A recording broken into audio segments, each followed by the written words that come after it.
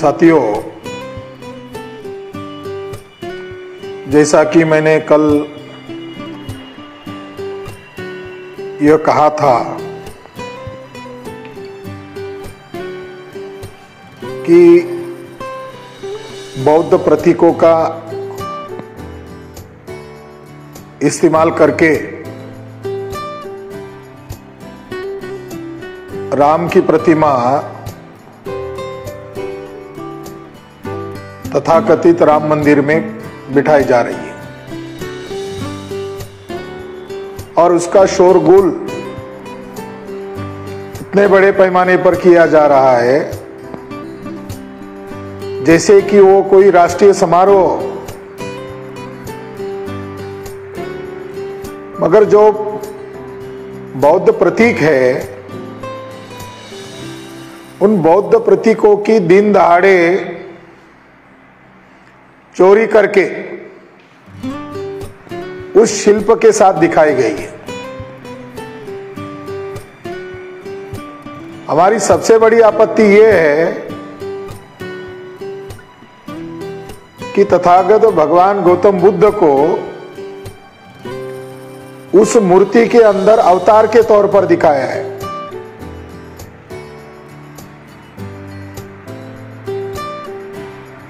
तथागत भगवान गौतम बुद्ध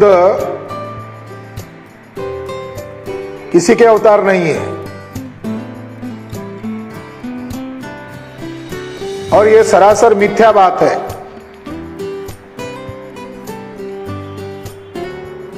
मोहन भागवत के द्वारा जो मूर्ति निर्माण किया गया है, उस मूर्ति के अंदर तथागत बुद्ध का शिल्प जोड़ने से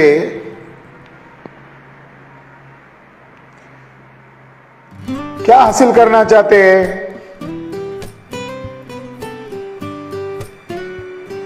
तो मोहन भागवत बौद्ध धर्म को असिमुलेट करने के दावपेच के हिसाब से षड्यंत्र के तहत बुद्ध को राम के मूर्ति के साथ जोड़ा हुआ है। इस बात का हम जाहिर धिक्कार करते हैं और इसके खिलाफ हम आंदोलन भी करेंगे। 22 तारीख काला दिन है। वो काला दिन इसीलिए है कि साकेत की जो पवित्र धरती है, उसके ऊपर सम्राट अशोक के द्वारा बनाया गया 4 बड़े स्तूप थे। वह वर्तमान में आज भी है। मगर जो विवादित जगह थी या जिस जगह को विवादित बना दिया गया था, उस जगह का फैसला आर्कियोलॉजिकल आधार पर नहीं किया गया, बल्कि श्रद्धा और आस्था के नाम पर किया गया। जिन जजेस का उसके लिए इस्तेमाल किया गया, वो जज भी वहां 22 तारीख को उपस्थित हो रहे हैं। इससे न्यायपालिका का स्तर कितना गिर चुका है, या न्यायपालिका में बैठे हुए ब्राह्मण जजेस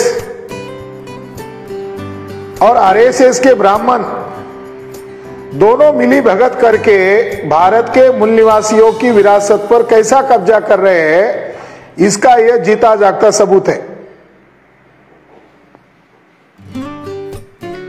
जब अवतार की बात आई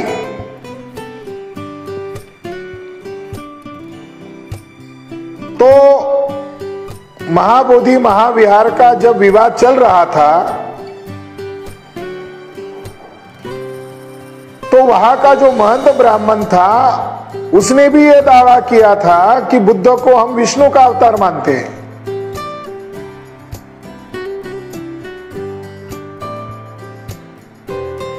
बौद्ध स्थलों पर कब्जा करने के लिए ब्राह्मणों ने विष्णु और उसके साथ अवतार के तौर पर बुद्ध को जोड़ दिया।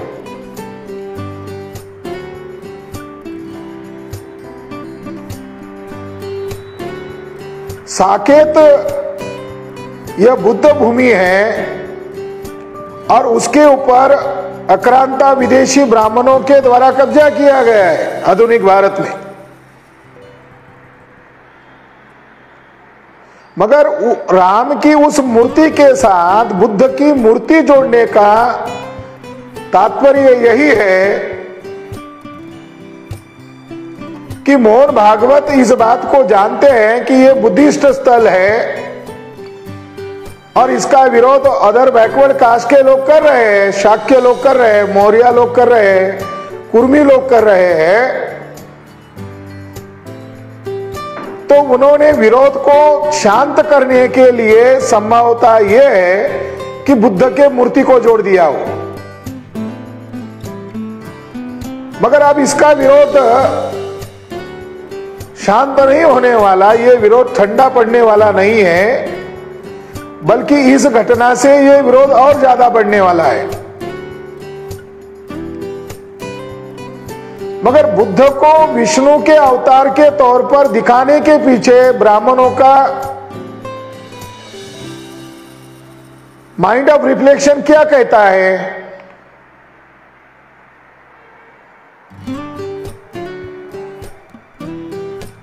अबू फजल एक मंत्री थे अकबर के जमाने में, और अबू फजल ने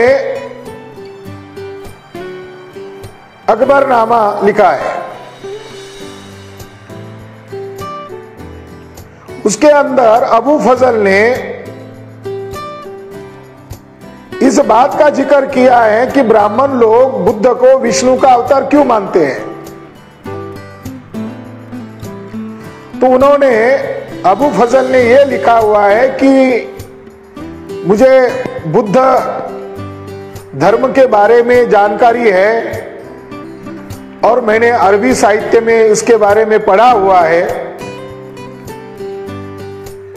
और अधिक विस्तृत से जानकारी जानने की जिज्ञासा से मैं शहंशाह अकबर के साथ जब वे कश्मीर के दौरे पर थे तो मैं उनके साथ निकल पड़ा,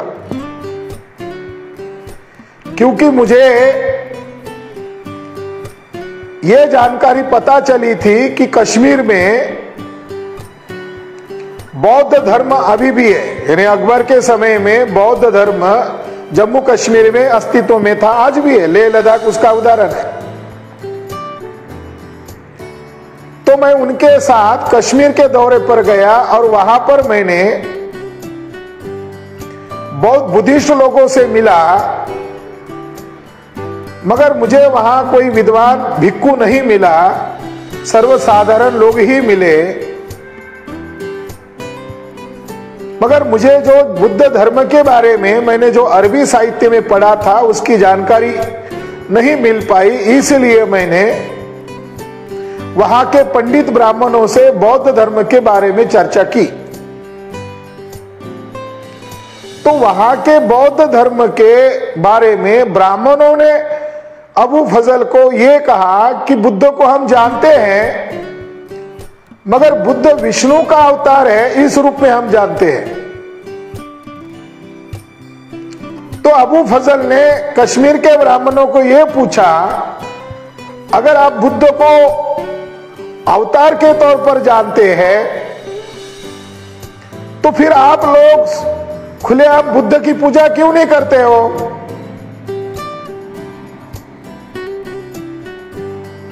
तो उस ब्राह्मण ने अबू फजल को जवाब दिया कि एक समय में हमने बुद्ध को माना था, अब हमें बुद्ध की पूजा करने की कोई जरूरत अभी हमें महसूस नहीं होती है। एक समय हमने उसको अवतार के तौर पर माना था। तो अबू फजल ने आगे ये लिखा हुआ है कि ब्राह्मण लोग कितने स्वार्थी है कि बुद्ध को वो अवतार तो मानते हैं, मगर बुद्ध की वो खुले तौर पर पूजा नहीं करते या बुद्ध के सिद्धांतों पर अमल नहीं करते जो ब्राह्मणों के खिलाफ है। तो शहंशाह अकबर का जो मंत्री था अबू फजल, उसका रिकॉर्ड यह बताता है कि ब्राह्मण स्वार्थवश बुद्ध को अवतार मान रहे थे।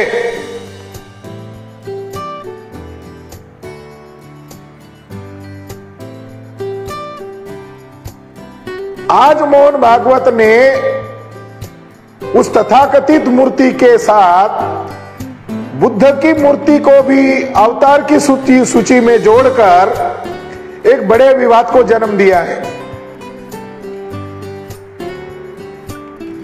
और मोहन भागवत ने ऐसा करके ब्राह्मणों के खिलाफ भी एक बड़े माहौल को पैदा किया है।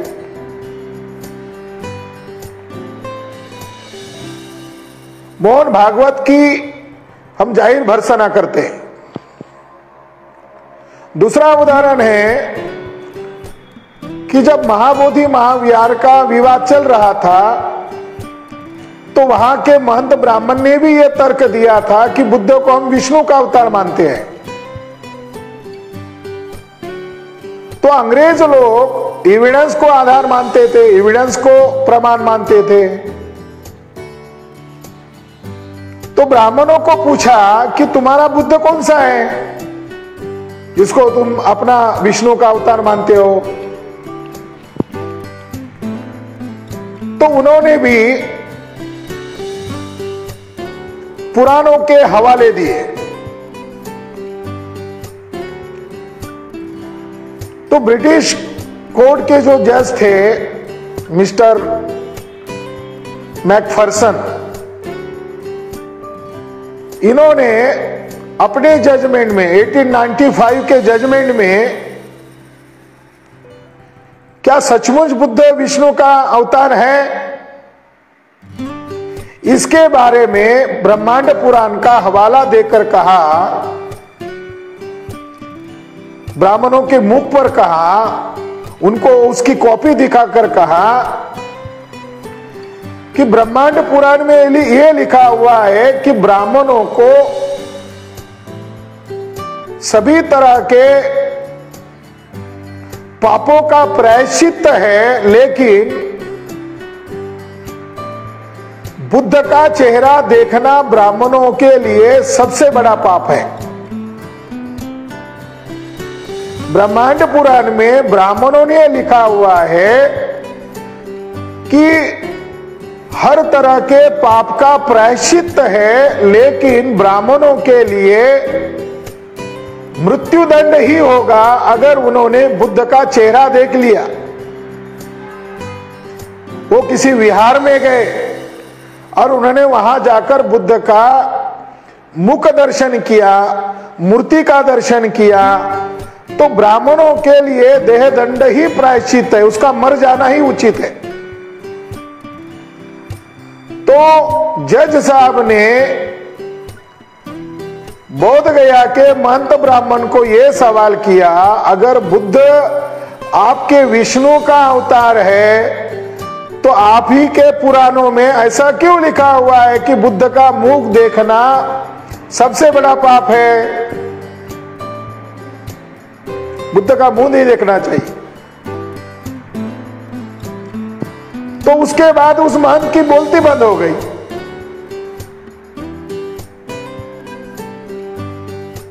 तो बुद्ध विष्णु का अवतार नहीं है, ऐसा फैसला महाबोधि महाविहार के जजमेंट के दरमियान फैसला दिया गया। मगर उस फैसले के साथ यह बात सामने आई कि आखिरकार ब्राह्मणों ने बौद्ध विहारों पर कब्जा क्यों किया। तो उस जजमेंट में यह लिखा गया है कि मूल बौद्ध धर्मीय लोगों को ब्राह्मणों ने गुलाम बनाने के लिए बौद्धों के विहारों पर ब्राह्मणों ने कब्जा किया है।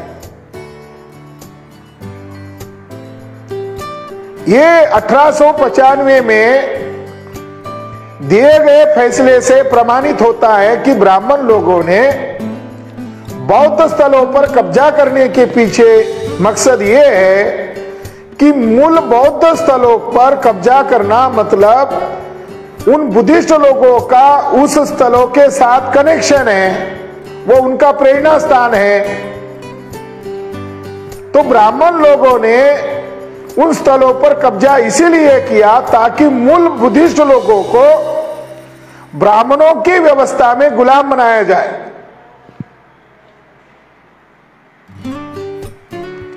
और उस फैसले में यह भी कहा गया है कि बौद्धों के प्रमुख केंद्रों को, बौद्ध विहारों को तोड़कर ही मंदिरों में रूपांतर किया गया है, जैसे पुरी का जगन्नाथ मंदिर।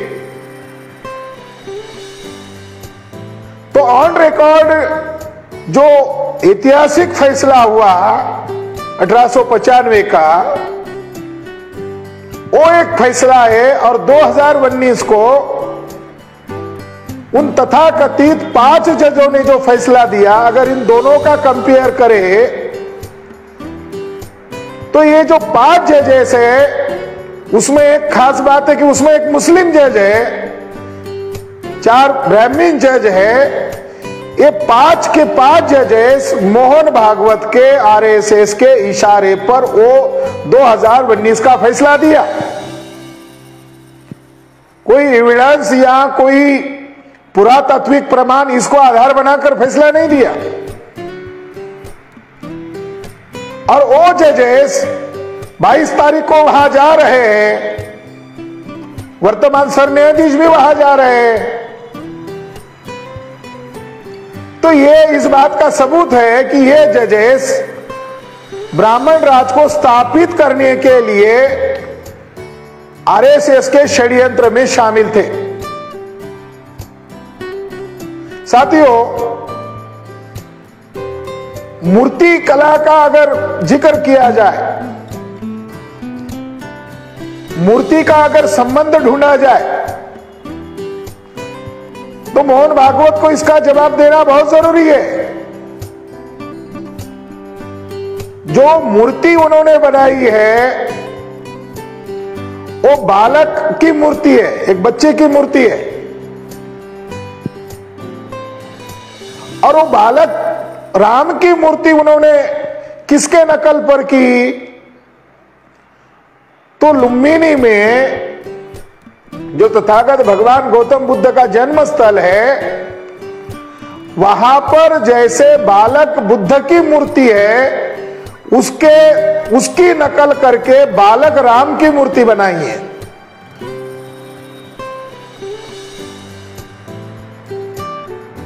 बड़ी आश्चर्य की बात है।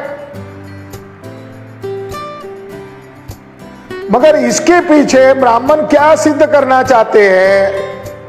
जो हिस्टोरिकल बुद्धा थे, उनका बर्थ हुआ था, उसकी याद में सम्राट अशोक ने लुम्बिनी में स्तूप का निर्माण किया था। तो बुद्धा हिस्टोरिकल है, लेकिन जो राम है, वाल्मीकि का राम जो है वो काल्पनिक राम है। और काल्पनिक राम को धरती पर पैदा हुआ है यह दिखाने के लिए ब्राह्मणों ने न्यायपालिका का इस्तेमाल किया। यानी भारत की न्यायपालिका पर सबसे बड़ा कलंक अगर कुछ है,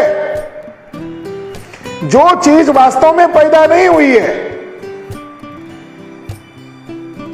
वाल्मीकि का राम जो है, जो ग्रंथ में लिखा गया राम है, उसका वास्तविक जन्म कहां पर हुआ? तो जज महोदय ने लिख दिया, श्रद्धा और आस्था के आधार पर राम का जन्म मस्जिद के अंदर हुआ। बड़े गजब के जज हैं। इनको जज कैसे कहा जा सकता है? इन्होंने केवल भारतीय लोक प्रजा के आंख में मिट्टी झोंकने का काम नहीं किया, बल्कि दुनिया के सामने मिसाल के तौर पर प्रस्तुत हो गए कि भारत की न्यायपालिका बिकाऊ है। भारत की न्यायपालिका कलंकित कर दी गई है। वो जजमेंट मंदिर या मस्जिद का मामला न होकर राम पैदा हुए कि नहीं पैदा हुए, इस तरह उसको टर्निंग कर दिया गया और राम को पैदा हो गए हैं ऐसा घोषित करने का काम उस जजमेंट के द्वारा किया गया। ये न्यायपालिका के द्वारा बहुत बड़ा कलंकित कार्य किया गया ब्राह्मणों के द्वारा। जो बुद्ध का, बालक बुद्ध का जो शिल्प है उसकी नकल करके बालक राम की मूर्ति बनाई गई। अब मूर्ति का मामला कहां तक सही होता है? ब्राह्मणों के धर्म ग्रंथ में, ऋग्वेद में मूर्ति बनाना पाप माना गया है। ब्राह्मणों के धर्म ग्रंथ में आक्रांता विदेशी ब्राह्मण लोग जब आए होंगे तो उनके मेमोरीज में यहां के मूल निवासियों का कल्चर था। तो ब्राह्मणों के धर्म ग्रंथ में देवताओं की मूर्ति बनाना या मूर्ति का निर्माण करना पाप माना गया है। जब ब्राह्मणों के प्राचीन धर्म ग्रंथ में मूर्ति का दिन है 22 तारीख, वर्ण व्यवस्था स्थापित करने वाला दिन है, शंभु की हत्या करने वाला दिन, यानी तमाम ओबीसी की हत्या करने वाला दिन है, वर्ण व्यवस्था को लागू करने वाला दिन है, छुआछूत और गैर बराबरी को थोपने वाला दिन है। इसीलिए तमाम एससी, एसटी, ओबीसी और तमाम माइनॉरिटीज लोगों ने भी 22 जनवरी को काला दिन मनाना चाहिए और काला दिन मनाकर इसका निषेध करना चाहिए, क्योंकि ये लोकतंत्र की, न्यायपालिका की, पुरातत्व विभाग की हत्या करके काल्पनिक बातों को मान्यता दी जा रही है जिसका कोई इतिहास में वजूद नहीं है। इसलिए मोहन भागवत का हम जाहिर धिक्कार करते हैं, मगर मोहन भागवत ने जो दुष्कृत्य किया है उस दुष्कृत्य से ब्राह्मण खतरे में पड़ गए हैं और खतरे में पड़ सकते हैं। और इसके लिए अगर कोई जिम्मेदार है इतिहास को तोड़ मरोड़ करने का, इतिहास को विकृत करने का और लोगों के आंख में धूल फेंकने का जो काम कर रहा है, लोगों में जहर डालने का जो काम कर रहा है, वो ब्राह्मण विदेशी है, वो कोई भारतीय नहीं है। धन्यवाद। जय मूल निवासी, जय भीम, जय जोहार।